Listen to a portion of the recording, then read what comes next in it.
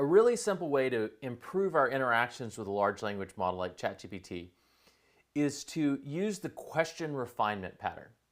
So this is a really, really simple idea, and hopefully it'll inspire other ideas from you of patterns that you could use. But the basic idea behind this is that we want ChatGPT or another large language model, whenever we ask a question, to try to improve our question. So the fundamental sort of intent or idea behind this is that we may not have as much information or underlying thought behind our question as ChatGPT has from its training data. So it may be able to infer patterns and other questions or words or things that are useful when asking questions on this particular topic or when trying to request something be done on a particular topic. So if you think about it, these large language models are trained on patterns in language. So if we give it maybe a more general question and ask it to refine it, it can use its knowledge of what other things are asked about in the context of the question we've given it, or what other words are typically associated with that type of question that might help improve our question, make it more specific, or provide additional context for it, other things. So sort of intuitively, what we're trying to do is we're using a sort of a general question, and we're tapping into the large language model's understanding of patterns and language around that topic of that question in order to create an improved version of it. Now, the sort of pattern behind this is really, really quite simple. All we need to do is say, whenever I ask a question, or you can give it some scope to this just for the next question or for the next 3 questions or whatever you want to do, you say something like, whenever I ask a question, suggest a better question and ask me if I would like to use it instead. So this is just a really simple idea. We want to always try to have the best questions, best prompts to interact with the large language model. So we'll simply tell it, whatever I do, ask or suggest a refinement. Now I'm going to show you kind of a little tweak to this that's a really helpful tweak to know, which is we can say, whenever I ask a question, suggest a better question and ask me if I would like to use it instead.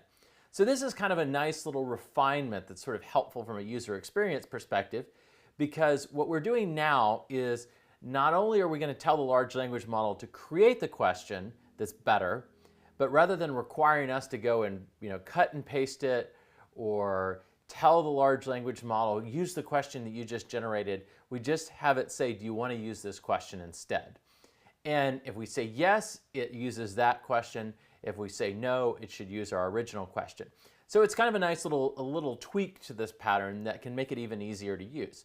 Now, every time we ask a question, the large language model will go and try to improve it. So let's look at an example of this. So I'm going to start off with a generic question, which is, should I go to Vanderbilt University?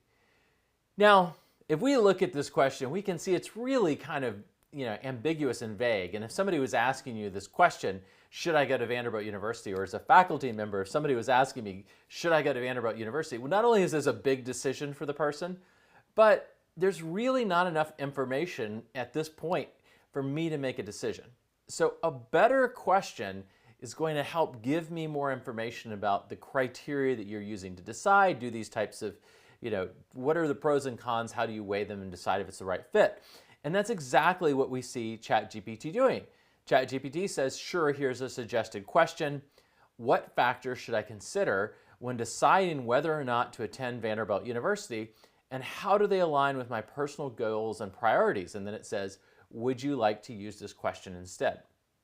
This is a really nice pattern because once we've sort of turned it on, we can begin asking questions and automatically getting better versions of our question. And one of the things that's nice about this is it also helps us to reflect on what we're asking for. And if we see a question come back like this, like what factors should I consider when deciding whether or not to attend Vanderbilt University, and how do they align with my personal goals and priorities, either we'll see that and see that's a really useful question, and that's how I really would have phrased it if I'd thought about it better or more. But sometimes what we'll also see is that the path it's taking us down is not the one we want to go, and we'll realize there's lots of paths, lots of ways of answering the question, and we need to give some additional context. So not only is this useful in many cases of getting a better question, but sometimes it's helpful to us to see that a question could be interpreted in many different ways. There's many different pieces of information that may be needed to make an effective decision. And so by seeing one version of a refined question, we'll identify missing pieces of information. So for example, if I really care about computer science at Vanderbilt, I might think, oh, well, I should have mentioned that I'm planning on majoring in computer science. Or if the town that I'm going to be in when I go to college is really important, then I might want to say something about Nashville and living in Nashville. You want to make sure that you think through the question really effectively, and this is a pattern that can help us really hone in on producing better questions, learning from the refinements to the questions, and also using the questions, the refinements to understand what's missing in the context that we might want to introduce in order to get a better output.